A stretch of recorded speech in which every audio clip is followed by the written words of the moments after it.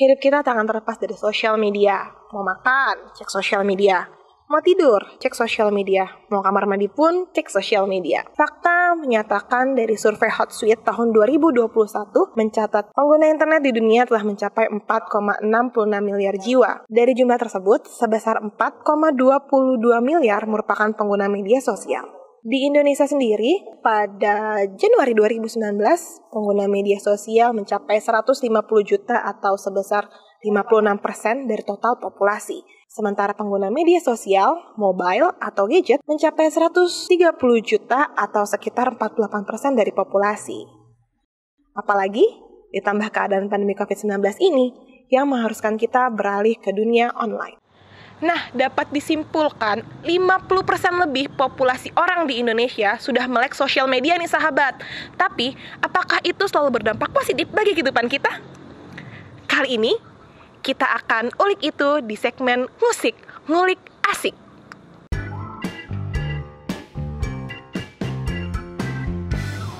Jia! Apa kabar? Halo sahabat Cici, balik lagi dengan aku Atika Jia di segmen musik, ngulik asik. Nah, kali ini kita akan membahas bagaimana adab-adab bersosial media dengan salah satu narasumber kami, yaitu seorang konten kreator. Yes, kali ini sudah hadir Mbak Andini Harsono sebagai konten kreator. Yes. Yes, Mbak. Apa kabar, Mbak? Alhamdulillah baik. Ayo kita buka dulu. Baik. Alhamdulillah baik, sehat, dan bahagia. Iya, itu yang penting sih Mbak, yang paling penting bahagia. Harus. Dengan keadaan kayak gini Mbak, corona gini-gini aja. Sekarang kita sebab apa nih Mbak? Alhamdulillah sekarang udah mulai aktif lagi bersosial media, bikin konten lah yang pasti, nulis. Itu aja sih sebenarnya. Nah, social media.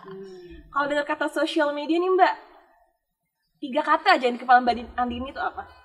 3 kata sosial media: kreatif, imajinasi, dan koneksi. Koneksi. Oke. Bagi Mbak Andini sendiri, social media itu apa? Sosial media itu sebagai bentuk ruang kita untuk berkarya sebenarnya. Jadi setiap manusia itu pasti punya sisi kreatifnya, dan sosial media menjadikan ruang atau memberikan ruang untuk kita berkarya dengan kreatif. Boleh cerita sedikit nggak sih Mbak? Awal mula Mbak menggunakan sosial media sampai sekarang yang menjadikan Mbak Andini menjadi sekarang ini. Oke, awal mulanya memang dari kecil saya sudah hobi nulis. Jadi dari SD udah aktif dengan dunia tulis menulis, hingga pada akhirnya 2008 saya menemukan sebuah blog komunitas dan bergabung di sana. Lalu mulai ada blog personal kan, blog, kemudian buat personal blog, mengisi blog-blog itu, kemudian muncullah apa tuh sebelumnya Friendster, ya Oke, benar Friendster. Terus abis itu Facebook, kemudian Twitter, sampai sekarang ada Instagram, TikTok, dan YouTube dan segala macam kan.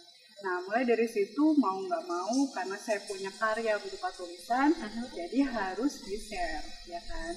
Ada dorongan teman-teman sesama penulis, sesama blogger waktu itu saling meng-share, dan dari situlah saling mengunjungi laman blognya, dan akhirnya jadi punya banyak teman. Nah, itu tadi kenapa saya bilang sosial media adalah koneksi. Nah itu. Oke. Terus Mbak berarti berawal dari blogger, nulis. Ya, setelah itu apa nih Mbak? Apakah sekarang kan zamannya udah jadi blogger, YouTuber, ada selebgram juga. Yang sekarang Mbak Andini Jani sekarang ini seperti apa Mbak? Sebenarnya saya tetap masih ngeblog, ngeblog. Jadi blogger, tapi karena kita ada sedikit perbaharuan ya, karena kebiasaan orang juga, apalagi sejak pandemi ini muncullah konten-konten kreator yang mereka memproduksi konten berupa video. Jadi bukan hanya berupa tulisan, tapi mereka bisa dalam bentuk foto dan juga video. Jadi sebenarnya kalau fenomena menjadi vlogger kan udah dari tahun sebelumnya ya, sejak masih sekian 2 tahun mundur sebelum ada pandemi. Tapi sejak pandemi ada, otomatis kreator kita semakin kreatif membuat video. Nah, saya pun juga mengikuti itu gitu, meskipun memang mungkin kalau dari tingkat presentasi saya tidak sebanyak membuat tulisan. Jadi kalau untuk video memang ya bisa dikatakan 60-40. Jadi 60 saya tetap menulis, 40 saya produksi. Oke, jadi menulis tetap ya Mbak? Tetap. Nah, social media yang kita tahu ini kan bagaikan mata uang ya Mbak. Dalam satu sisi dia bisa baik buat kita, dalam satu sisi juga bisa berdampak buruk nih sebagai kita penggunanya sendiri pun bisa langsung bumerang gitu kan. Nah, gimana sih Mbak sebagai pengguna social media udah dari kecil udah mulai nulis kayak gitu juga bijak menggunakan social media itu sendiri? Oke, kita sebagai seorang pengguna sosial media itu kita juga harus sudah harus punya yaitu tadi bijak. Kita juga harus bisa memilih mana yang sesuai dengan apa kebutuhan kita. Jadi kita bisa mulai menyaring, dan yang penting adalah saring sebelum sharing. Karena kemudahan sosial media saling terkoneksi satu sama lain, maksudnya satu platform satu dengan platform yang lain itu kan bisa saling dengan gampang untuk share kan. Nah, kita sebagai seorang penggiat sosial media atau apalagi sebagai seorang kreator, kita punya sebuah tanggung jawab moral terhadap konten yang kita buat. Karena dengan kita menggunakan sosial media, otomatis kita melahirkan sebuah konten.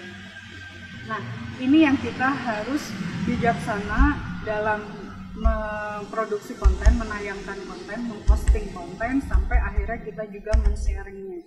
Misalkan kita dapat konten dari mana gitu kan, kita harus saring dulu sebelum sharing. Apakah itu bermanfaat, apakah itu baik untuk dibaca oleh semua orang, atau mungkin tidak. Nah, kalau misalkan menurut kita kayak ini kurang tepat, sudah kita keep aja, kita berhenti sampai ya. Saring sebelum sharing. Oke. Satu quote dari Mbak Andi.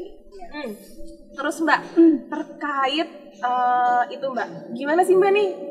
Sekarang banyak banget nih Mbak selebgram, influencer yang bilang kayak gue dari menjadi selebgram gue bisa nge-sekolahin anak gue sampai S2 gitu dia bilang gitu. Gak perlu lah gue jadi kantoran, pegawai bank atau apapun yang orang-orang sangat idam-idamkan gitu kan pakai baju rapi. Nah, menurut Mbak ini gimana sih tuh, kayak apakah benar nih sosial media itu menjanjikan untuk karir ke depannya? Oke, karena kita sudah sangat melek dunia digital, bahkan kita sudah banyak sekali ya peluang-peluang kerja startup yang bergerak di bidang itu gitu kan. Jadi tidak menutup kemungkinan kalau kita bisa mendapatkan peluang karir di bidang sosial media. Saat ini mungkin Mbak Zia juga tahu kan, mungkin di kantor atau di mana itu kan sudah membutuhkan ada admin sosial media, karena sosial media bisa menjadi kalau dulu mungkin orang harus sebuah perusahaan harus buat company profile berupa video mereka rilis gitu kan, untuk mereka jadikan sebagai dokumentasi. Tapi saat ini sosial media itu bisa menjadi buku baru bagi sebuah perusahaan atau sebuah brand yang orang tuh pasti akan menilainya dari sosial media. Jangan salah Mbak Dia, HRD sekarang itu sebelum dia memanggil karyawannya untuk interview, mereka akan tracking dulu dari jejak digitalnya seseorang. Nah, itulah kenapa kita harus bijak untuk menggunakan sosial media kita gitu, karena kedepannya kita nggak pernah tahu peluangnya ada apa di sana gitu kan.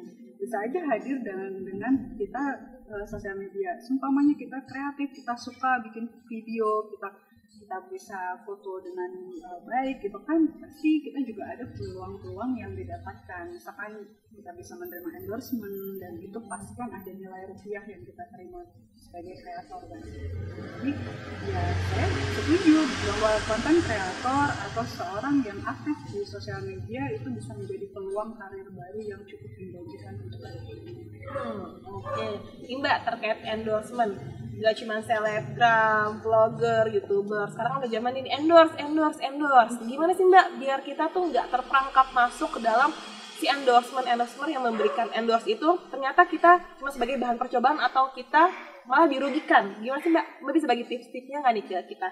Balik lagi ke kita sebagai kreator, kita juga harus terbuka ya. Kita nggak bisa ini karena ini lagi booming atau ini lagi viral, oke main terima aja. Sementara kita lupa bahwa kita sudah membangun branding kita sebagai seorang kreator membangun sosial media kita dengan cantik gitu kan. Asal yang penting gue di endorse nih seumpama kan, itu balik lagi sebenarnya itu saya emang terserah dari kreatornya, tapi menurut saya atau bagi saya biasanya saya akan memilih sesuai dengan karakter atau sesuai dengan personal branding. Ada satu kunci yang bisa membuka peluang karir sebagai sosial media atau pengguna sosial media atau influencer atau apalah sebutannya itu adalah kita harus kuat di personal brandingnya. Nah, saya rasa dengan kita kuat di personal brandingnya, kita punya karakter yang khusus, itu akan memudahkan kita menyaring para endorsement, menyaring brand yang akan kerjasama dengan kita, dan itu akan lebih dengan kita spesifik, maka target marketnya pun juga akan spesifik. Jadi akan lebih tercapai lah dari pihak brand, dari pihak kreatornya atau dari pihak influencernya juga sama-sama tercapai. Jadi tidak saling merugikan, malah saling menguntungkan. Oke, dari Mbak Ani ini sendiri pengalaman ada nggak sih Mbak yang kayak dirugikan sama pemberi endorsement? Boleh bagi sharing-sharing nggak kita? Selama ini sih belum pernah ya, dan amit-amit mudah-mudahan enggak ya. Dan saya yakin sih brand di sana atau pihak yang ingin mengendorse pun juga pastinya akan lebih memilih tujuannya, karena perusahaan yang ingin mengendorse selebgram kah, influencer, pasti kan mereka ada risetnya dulu dengan kerjasama dengan si A sesuai nggak dengan karakternya mereka. Nah itu juga bisa menjadi tolak ukur kan. Kalau misalkan kita memang kayaknya nggak sesuai, juga kreator atau influencer juga berhak untuk menolak. Nah ini yang saya lakukan beberapa kali ketika saya merasa tidak cocok dengan barangnya atau dengan produknya, ya saya akan tolak. Itu untuk salah satu cara kita mengantisipasi atau meminimalisir kerugian dari pihak